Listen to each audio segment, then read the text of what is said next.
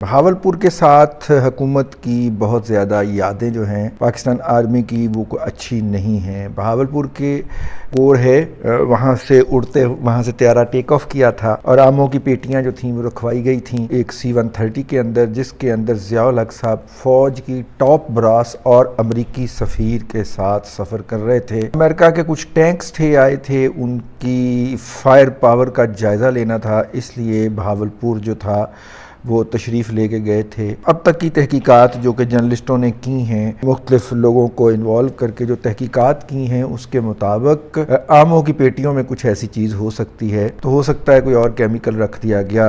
उनसे वो गैस निकली थी जिसके अंदर जो थे वो बैठे हुए लोग जो जहाज़ के अंदर थे, ज़ियाउल हक समेत, उनके सांस घुट रहे थे और यूँ फिर वो तैयारा पायलट्स ने उतारने की कोशिश की थी, लेकिन उनको मौका नहीं मिला। कुछ इस तरह की कहानी हमें सुनाई जाती है।